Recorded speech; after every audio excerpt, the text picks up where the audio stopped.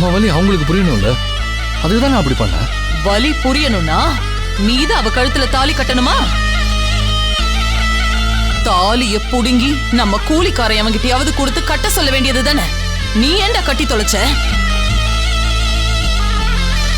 ராஜேஸ்வரி, என்னம்மா பேசுற நீ? வேற எப்படிப்பா பேசுறது?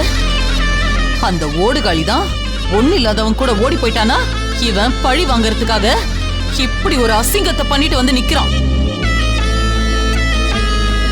ஏண்டா, உன் தங்கச்சியாவது ஏதோ விருப்பப்பட்டா, அவ விருப்பத்தின் பேர்ல அவளா போயிட்டா. ஆனா நீ பண்ணி வச்சிருக்கிற காரியம் அப்படியா?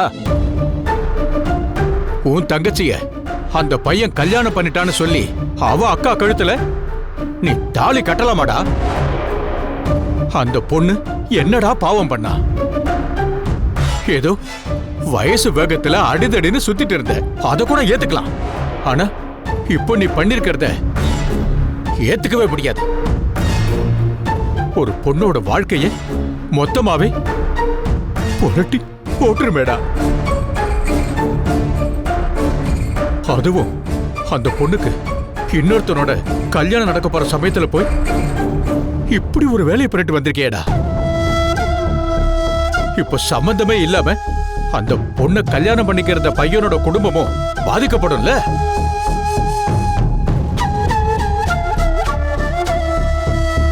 இதெல்லாம் நீ யோசிக்க வேண்டாமா? நாம பண்ற அரசியல் விளையாட்டு வேற. ஆனா இப்படி ஒரு பொண்ணோட வாழ்க்கையில எல்லாம் விளையாடக்கூடாது. அதெல்லாம் பெரிய பாவண்டா.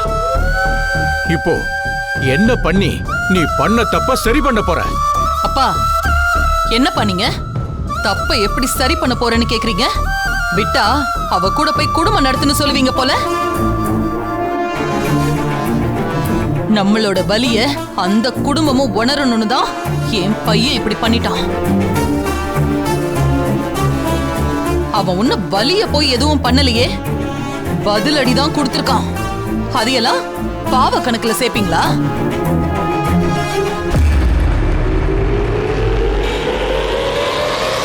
கதிரு, தாத்தா சொல்றது எல்லாம் மனசுல வச்சுக்கிட்டு நீயும் மருகி நிக்காத.